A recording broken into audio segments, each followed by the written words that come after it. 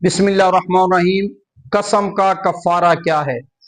اگر کسی نے مستقبل کی قسم کھائی کہ اللہ کی قسم ہے، یا اللہ کے کسی صفاتی نام کی قسم کھائی کہ میں یہ کام کروں گا یا نہیں کروں گا، اور وہ اس کے برخلاف کرتا ہے، تو ایسی صورت کے اندر ایسی قسم کا کفارہ دینا ہوگا۔ یعنی اللہ کے علاوہ ویسے بھی اگر وہ کہہ دیتا ہے قسم سے، قسم ہے مجھے، تب بھی قسم مانی جائے گی، یا قرآن مجید کی قسم کھاتا ہے تب بھی قسم مانی جائے گی۔ اس کے علاوہ کعبے کی قسم ہے، رسول کی قسم ہے، اسے بچنا چاہیے، توبہ کرنی چاہیے، لیکن ایسی قسموں کا کفارہ نہیں ہوتا۔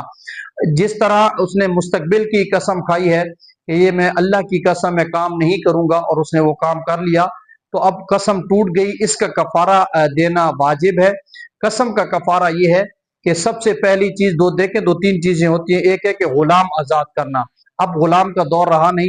اس کے بعد یہ کہ 10 مساکین کو کھانا کھلانا پیٹ بھر کے، دونوں وقت کا، جن کو صبح کھلایا انہی کو شام ہی کھلائے۔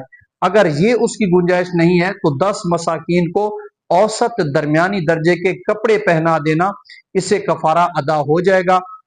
یہ دونوں کی گنجائش نہیں ہے۔ پھر چوتھی چیز یہ ہوتی ہے کہ 3 لگاتار مسلسل روزے رکھنا۔